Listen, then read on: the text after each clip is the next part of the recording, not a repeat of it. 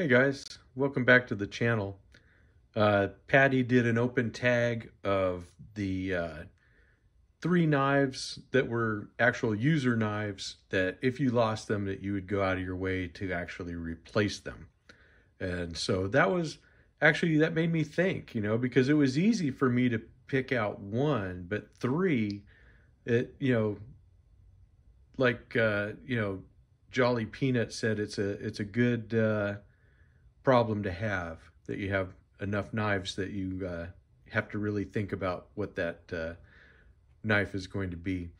I'm not gonna say which was my first and with or actually I guess in what order that I selected these knives.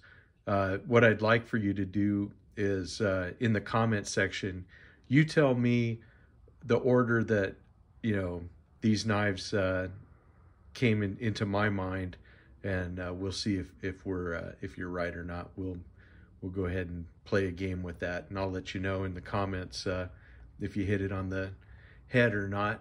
But in no particular order, let's kind of go through these.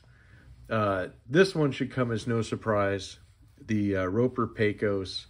I've loved this knife ever since I got it. It just impressed the heck out of me. I love that it has a clip and it's a liner lock and it has the thumb stud. I know that makes it not legal in Europe, or at least some areas of Europe. I'm not sure if all of the knife laws in all the countries are the same or not. But this knife from Roper has just been excellent. It carries well. I carried it today. It just makes me smile. It's a very handy knife. You can operate it one-handed. I know that a couple other people have picked this up based on my reviews. They've all enjoyed it. And I like to think it's just because it's that good. It's a great blade shape. It's a great design. Blends, modern and traditional. And it's just made me smile. This is a knife that makes me smile every time I use it. I love it. It's handy. I just love handling it in my hand. Being able to fidget with it like this. It's not the same as the guys that like to open it and drop shut and all that other stuff. But, this is just, it makes me happy anyways.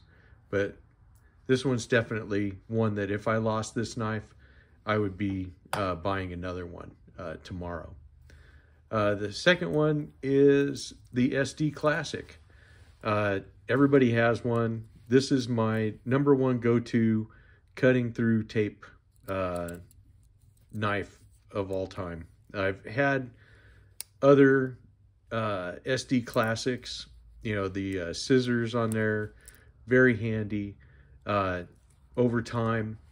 But this is something that's I always have one on my keychain. And you have your little file. Oh, sorry, got the knife again.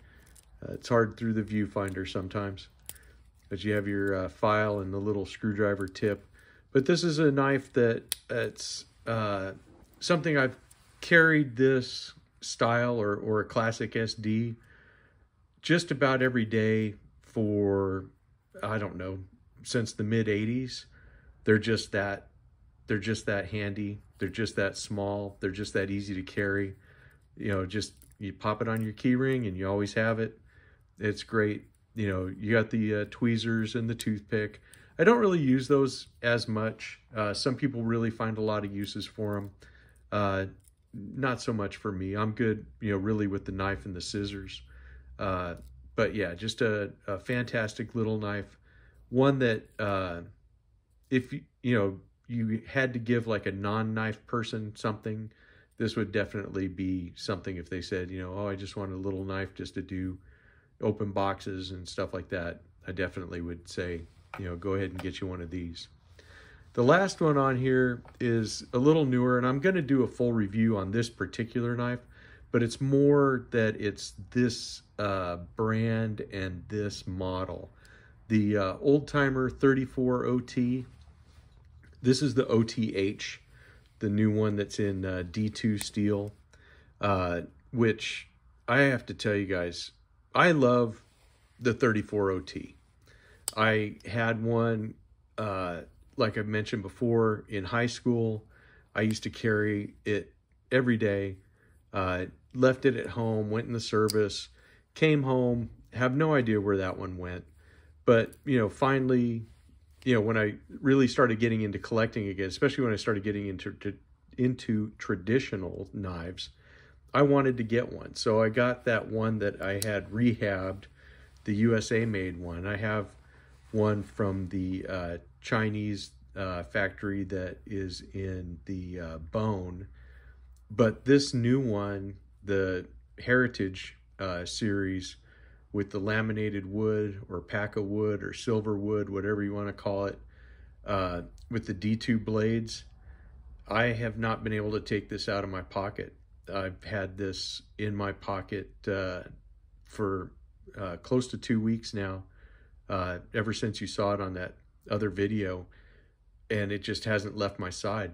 This is probably my favorite user traditional right now, and it has a little bit of a sentimental component to it also, because it brought back good memories to me of when I was younger, the older days, before adulting was a full-time job or even a term. So it's been something that has been nice to have. It's a very very comforting friend, for lack of a better term. When you need something cut, it cuts. And I think having an upgraded steel on a traditional is just absolutely fantastic. And I hope more makers decide to do that. It's a great thing to do for the user. It's a great thing to do for your company. So I mean, I'm just hoping that other knife makers will follow suit and do that. I know some do, but not so much in the traditional space. So it's hard to get different kinds of steels in there. But that would be kind of fun and something I'd like to see them do in the future. Anyways, that's it. Thanks, Paddy, for the tag. I hope you guys enjoyed it. Like I said, let me know in the comments in what order do you think these knives popped into my mind. Just 1, 2, and 3, and I'll let you know if you've guessed correctly. There's no prizes or anything on the line. I guess it's just for bragging rights, the next time you sit down for a pint. So anyways, I'll let you guys go, and I will see you in the comments. Thanks, guys.